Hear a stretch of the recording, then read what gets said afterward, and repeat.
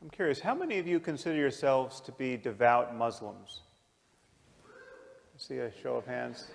Don't mean to single anyone out, but not many. Now, you're all aware, of course, that the Quran exists and claims to be the perfect word of the creator of the universe. You're aware that once having heard of this possibility and rejecting it, you're all going to hell for eternity. I mean, needless to say, Dr. Craig and I are both going to hell if this vision of life is true. Okay, the problem is that everything Dr. Craig has said tonight, with a few modifications, could be said in defense of Islam. In fact, has been said in defense of Islam. Okay, the logic is exactly the same. We have a book that claims to be the word of the creator of the universe. It tells us about the nature of moral reality and how to live within it. Well, what if Muslims are right? And what if Islam is true? Okay, how should we view God in moral terms? How would we view God in moral terms? Or I should say Allah. Okay, we have been born in the wrong place, to the wrong parents, given the wrong culture, given the wrong theology. Okay, needless to say, Dr. Craig is doomed. He's been thoroughly confused by Christianity. I mean, just appreciate what a bad position he's now in to appreciate the true Word of God. I've been thoroughly misled by science. Okay, where is Allah's compassion? Okay. And yet, he's omnipotent. He could change this in an instant. He could give us a sign that would convince everyone in this room. And yet he's not going to do it. And hell awaits. And hell awaits our children because we can't help but mislead our children. Okay, now just hold this vision in mind. And first appreciate how little sleep you have lost over this possibility. Okay? Just feel in yourself at this moment how carefree you are and will continue to be in the face of this possibility. What are the chances that we're all going to go to hell for eternity because we haven't recognized the Quran to be the perfect word of the creator of the universe? Please know that this is exactly how Christianity appears to someone who's not been indoctrinated by it. So, Dr. Peterson, I have a lot of questions that arise from your comments at the Balfour 100 event, your M103 video, your recent discussion with Ayaan Hirsi Ali, and your comments on Islam in the West in general. And in your comments, there's this common theme that one of these things is not like the other. You put the Judeo-Christian tradition on the one side and Islam on the other. Specifically, the, quote, complex problem of Islam and the, quote, as a, quote, totalizing system. And before I go further, let me state that if hypothetically a final analysis of Islam resulted in as total a denunciation as your analysis of postmodernism or neo-Marxism, I wouldn't be personally offended at all. This isn't a personal question. In your recent interview with Ayaan Hirsi Ali, she said, Western values are superior to Islamic law and Islamic values. I agree with that, basically, certainly in the context of, let's say, current global affairs. I'll skip the quotes from a Reason magazine interview, but you should read them because hers is a worldview which is very much the West versus Islam, not radical Islam, but Islam, including necessarily the military option. So my question is, at the level of psychological significance of these stories, at the level of mythology and archetype, how is Islam so different from the Judeo-Christian tradition? You know, because Adam, Eve, Havva, Satan, Shaitan, so on and so forth, everything from the fall to the flood, a lot of what you've discussed in this lecture series is necessarily part of Islam as well. And in fact, I think one of the strongest criticisms of Islam is that it's perhaps pretty unoriginal. You know, tonight you said that the moral presuppositions of a culture are instantiated in its stories. I see a lot of the same stories. So current global affairs aside, I'm asking at the deepest levels, how different are these stories and the moral presuppositions? Okay, well, that's a killer question. Well, okay, so the first thing I would say is, fundamentally, I don't know. And so part of the reason that one of the things I'm planning to do is to have a series of discussions, and plenty of people have contacted me about discussing with Ayaan Hirsi Ali, because as you know, she has powerful and serious foes. And they're not happy with her black and white distinction. And so, now I read Infidel, and I really liked that book. Like my sense was that she was a heroine. Now, what that means in relationship to Islam, that's a different story, because she came out of a totalitarian, let's say, family structure in a relatively totalitarian society. And you could make the case that there's a correspondence between that and Islam, and you could make the case that there isn't. And of course, that's the critical issue. And so there's a couple of things that I can't wrap my head around easily in relationship to Islam. And so one is what I see as the failure to separate church from state. And that's a problem. Now, it may not be a problem as such, but it's certainly a problem in relationship to the relation between Islam and the West, because we separate church from state. Now, there's fundamentalists in the United States, Christian fundamentalists, who think that that separation is a mistake. So it's not only an idea that's rooted in Islam that those should be united. But it's definitely a problem with regards to our coexistence, because that's a fundamentally different presumption. Okay, so that's problem number one. Problem number two, for me, and again, this may be a consequence of my ignorance, which I'm trying to rectify, Muhammad was a warlord. And I don't know what to do about that fact.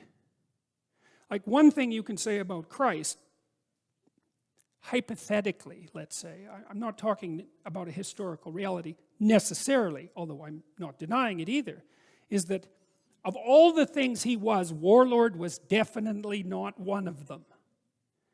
And I don't know what to do about that. And so I don't know how to reconcile that.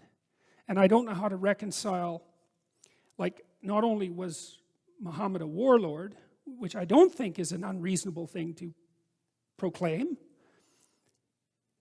the expansion that he initiated was unbelievably successful. I mean, within 600 years, it was the biggest empire the world had ever seen. And it demolished Byzantine Christianity, which is something that Western people don't even know.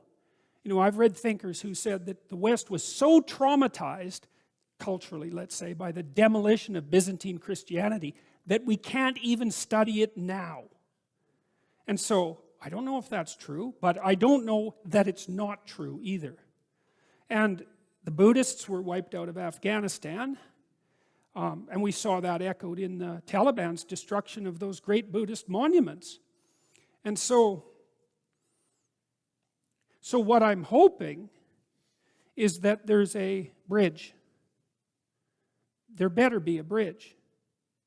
And that's why I want to have these discussions, because I'd like to understand if there's a bridge. And so lots of people have sent me people who I should talk to, who they think represent Islam far better than Ayaan Hirsi Ali.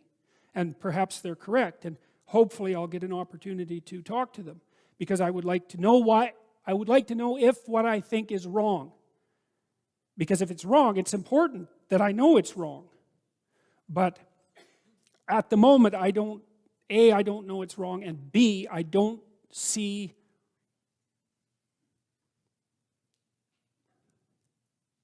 I'm not sure what it signifies.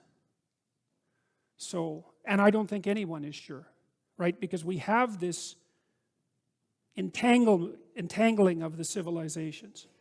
You know, and there's other things too, like I'm not very happy with the Saudi Arabs and the Wahhabis. I don't think they're our allies.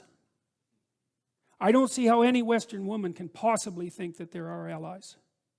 And I'm not happy with the fact that the petrodollars that we send them are transformed in substantial part into the kind of propaganda that's definitely a threat to the West. And I'm not very happy with the fact that our politicians appear stupidly blind to that. Now, that may again be a consequence of my ignorance. It's certainly possible. But those are the sorts of things that I can't reconcile. And so, you know, I've also seen parallels between the ideas that I'm presenting here and other religious traditions, Taoism, Buddhism, Hinduism. It's harder for me to bridge the gap with Islam, and I'm not sure why that is. I think it has something to do with the things that I just laid out. Now, What I don't know about Islam would fill very many volumes, many of which I have sitting on my shelves at home right now because I want to do the reading, you know, as I progress through this. But yeah.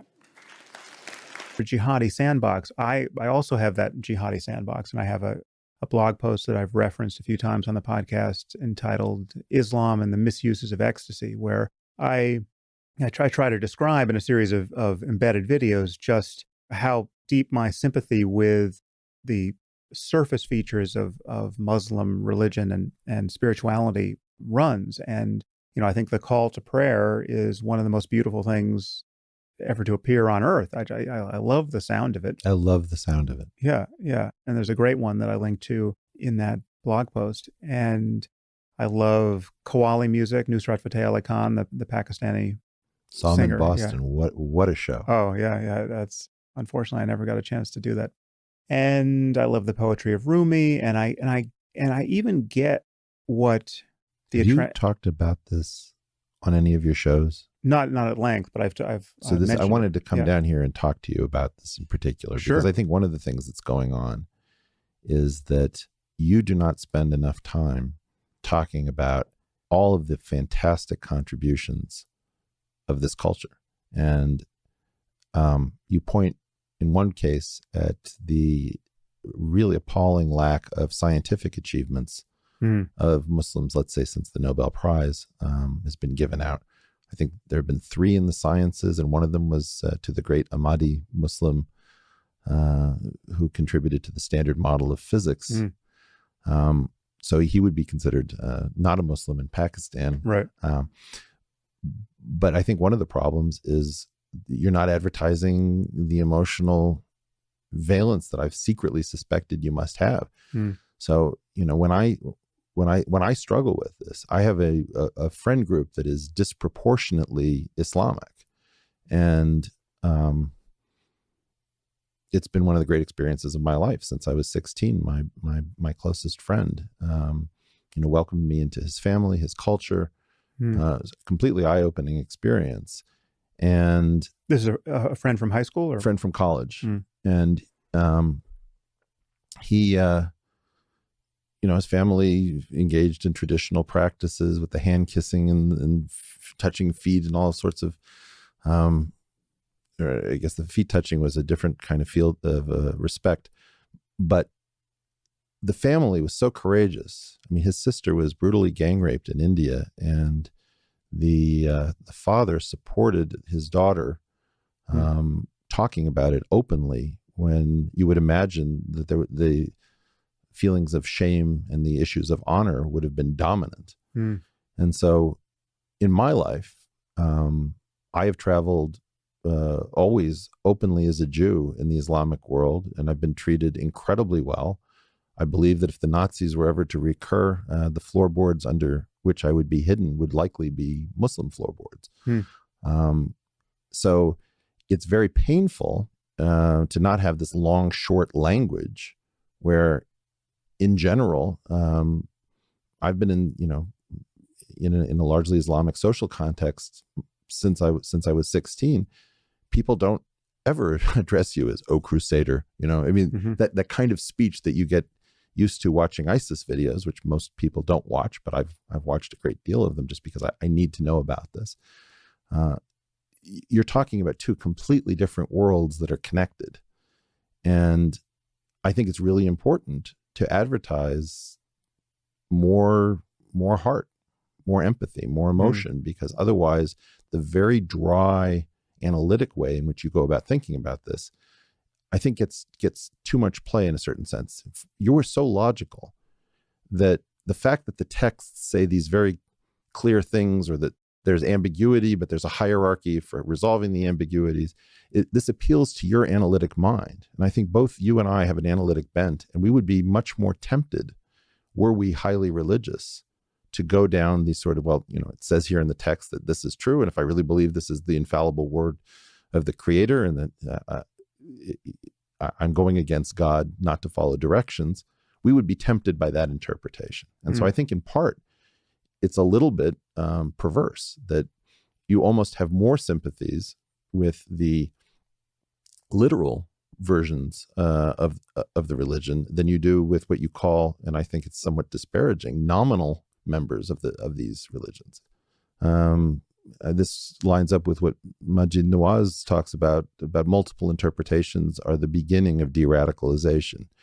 And I think what you struggle with a lot is that you're very sympathetic to the literal, and you're much less sympathetic to the doped with nonsense, or, clearly our Judaism in the modern era is doped with Christianity, which I think is a pretty good thing. If it goes too far, I get very alienated. But I think it's important to realize that the nominal versions of these religions are in some sense the true versions of these religions within the civilized modern era. And the literal attempts to go back to, 6th century or some thousands of years before Christ are, this is nonsense. So to rewind all the way to the point of my not expressing my sympathy with the liturgy and iconography and spirituality and food, architecture, music, of these cultures enough, I guess the way I have decided to go long short there is not so much focusing on those features, although I have a little bit, but more to point out that my real sympathy and solidarity is with the people who are suffering most under theocracy. And those are, in this case, actual other Muslims who are not disposed to live under theocracy. So it's liberal Muslims, it's Muslim women, it's apostates, it's freethinkers. And, I try to come around, if I don't do it in every paragraph, I try, without letting too many minutes elapse on the clock, to come around to the point, just the stark acknowledgement that obviously no one suffers the consequences of global jihadism and Islamist theocracy more than Muslims do. And it's the Muslims I hear from, the ex-Muslims and the liberal Muslims, who I am always thinking about, in addition to worrying about the civilizational consequences of jihadism. And I'm also aware that my sympathy with spiritual aspiration and spiritual experience, my finding something intelligible in the poetry of Rumi, doesn't survive collision with the doubts in the brains of much of my audience. I speak to atheists and secularists who have no idea what I'm talking about when I talk about meditation, and they certainly have no idea what Rumi's talking about, and many of them don't want to know. And so there's it's not, I'm not censoring myself on the basis of that, but it's just Rumi's not so interesting to much of my audience, or at least hasn't been thus far. The other reason why I focus on literalism is because I think there's an asymmetry here and a real advantage to the literalists, and I don't know how we ever get out from under this thing, because the issue for me is that there is a more and less plausible reading of any scripture. Right. And this is what I ran into with Majid in our conversation together. So the implausible readings don't survive very well because they are in fact implausible. You can't really read any of these traditions, to speak of the Abrahamic ones, Judaism, Christianity, and Islam. You can't read any of their scripture and get as a plausible reading the value that homosexuality is just as good, ethically speaking, as heterosexuality, or that women are and must be the political equals and the moral equals to men, right? So what you have to do is you have to bring those modern values to the text and cherry pick and leverage in ways that is a bit of a pantomime of scholarship. It's not really, you know what you want the answer to be in advance, right? It's not like you're discovering those values in the text, because actually the antithesis is in the text. Wherever those topics are touched, for the most part, it's certainly clearest on the case of homosexuality. It's anathema, right? So it's anathema in the Hebrew Bible, it's anathema in St. Paul, it's certainly the anathema in the Quran and the Hadith. Hey, I'm Ben Shapiro with Reality Check. A couple of weeks ago, HBO's Bill Maher got into it with the Islamic expert and horrifyingly mediocre actor who should never, ever, ever, ever, ever play Batman, Ben Affleck, over whether Islam was indeed a violent religion. Here's the exchange. And you're painting the whole group religion with that same brush. Let's get down to who has the right answer here. 1 billion people, you say. All these billion people don't hold any of these... 1.5 or something. Don't hold these pernicious beliefs? No, I wouldn't... well, they don't. Of course, he's not alone in taking the PC position that Muslims the world over are tolerant and liberal. He's joined by our president, Barack Obama. Islam teaches peace. Muslims the world over aspire to live with dignity and a sense of justice. Wow, it's just like John Lennon's Imagine. Now, the question isn't whether Islam itself is violent. It's what its adherents believe, because that's what they act upon. There's plenty of violent material in the Old and New Testaments. Hey, I'm an Orthodox Jew. I read the Old Testament a lot. But believers in those particular texts are not currently ramming airliners into towers or beheading journalists or mutilating female genitalia. So, let's examine the question. Is radicalism in the Muslim world a tiny minority phenomenon? So to answer that question, we need to define our terms. We're really not talking about people who are active terrorists. Radical beliefs are a lot broader than terrorists, and anybody who argues otherwise is being naive or foolish or disingenuous. But terrorists draw their moral, financial, and religious support from those who are not terrorists themselves. So, who are the radicals? Ben Affleck actually was right on this. There are approximately 1.6 billion Muslims on the planet, and they're from 49 different countries in terms of where they have a majority. All the population stats, by the way, are from Pew Research as of 2011. Indonesia is the world's most populous Muslim country. It's got almost 205 million Muslims living there. According to one 2009 poll, it showed almost 50% of Indonesians actually support strict Sharia law, not just in Indonesia, but in a lot of countries, and 70% blamed the United States, Israel, or somebody else for 9/11. So, you make that calculation, it's about 143 million people who are radicalized. You scared yet? We're just getting started. Okay, Egypt, 80 million Muslims. According to that same 2009 poll, it showed that 65% want strict Sharia law in every Islamic country, and almost 70% said that they had positive or mixed feelings about bin Laden. So that's 55.2 million more radicals. Pakistan has almost 179 million Muslims. 76%, just over 3/4, want strict Sharia law in all Islamic countries. That is another 135.4 million radicals. Bangladesh, not a country you tend to think of as Muslim, but there are 149 million Muslims living there. As of 2013, just over a quarter said suicide bombings or targeting of civilians was sometimes justified. Another 82% want Sharia to be the official law of the country, and 2/3 said honor killings of women can sometimes be justified. Honor killings, 2/3. It's 121.9 million radicals. Nigeria, 75.7 million Muslims live there. 71% favor Sharia law. That's 53.7 million people. Iran, 74.8 million Muslims. 83% favor implementation of Sharia law as of last year. So that's 62.1 million more radicals. Turkey has 74.7 million Muslims.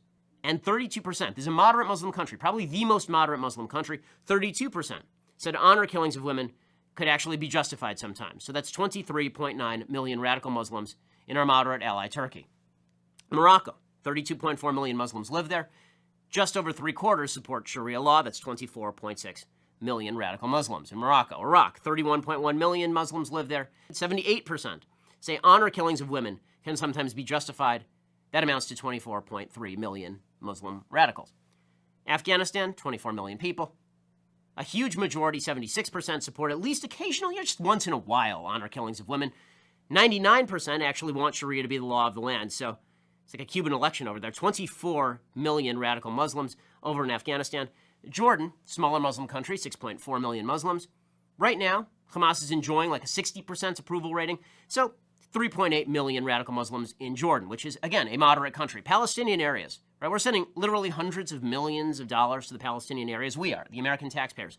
4.3 million Muslims live in the Palestinian areas. 78% of those had positive or mixed feelings about bin Laden. 89% support terror attacks on our ally, Israel. 89% support Sharia law. We should give them a state, folks. That's 3.83 million radical Muslims. How about in the West? Okay, let's take it to France. France, 4.7 million Muslims live there. A 2007 poll showed 35% of French Muslims said suicide bombings could sometimes be justified.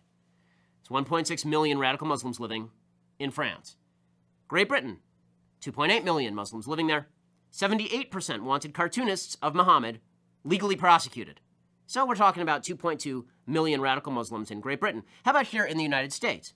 Well, we have a very moderate Muslim population. We do. 2.6 million Muslims live here, according to Pew Research. 13% said violence against civilians can be justified. 19% said they were either favorable toward al-Qaeda or just didn't know. You know, because who knows, really?